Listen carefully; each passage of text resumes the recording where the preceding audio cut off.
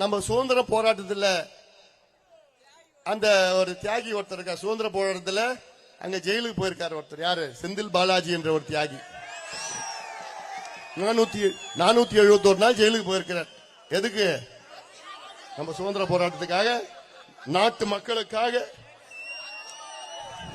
ஜெயிலுக்கு போன முன்னாள் அமைச்சர் செந்தில் பாலாஜி அவர் உள்ள இருந்தார். அப்போ டெண்டர் விட்டாங்களாம். இப்ப வெளியில வந்துட்டாரு. அந்த டெண்டர் ரத்து பண்ணிட்டு இவர் டெண்டர். அமைச்சர் நம்மால் தான். யாரு? சிவசங்கர். அதான் சொன்னேன். இந்த படையப்பா படம் பாத்தீங்களா?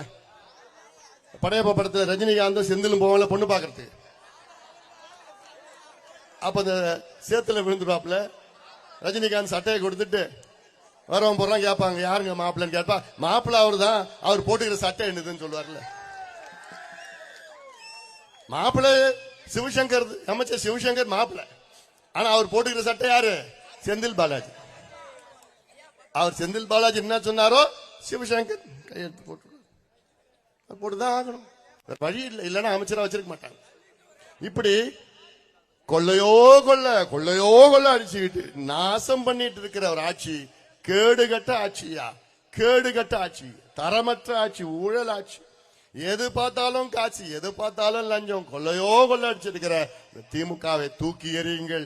இன்னும் 6 மாதத்திலே நம் கூட்டணி ஆட்சி. நம்ம ஆட்சியா? நம்ம ஆட்சி, நம்ம ஆட்சி. தமிழ்நாடு முழுவதும் நான் இந்த 100 நாள் போயிட்டு வந்துட்டேன். பார்த்துட்டேன். மக்களுடைய மனநிலையை பார்த்துட்டேன். சாதாரண கோபம் இல்ல, மக்கள் ஆத்திரத்தில் இருக்கிறான். வருடம் தேர்தல் பார்த்துக்கிறேன். திமுகவை இவ்வளோ கோபத்துல நான் இது வரைக்கும் நான் பார்த்தது கிடையாது.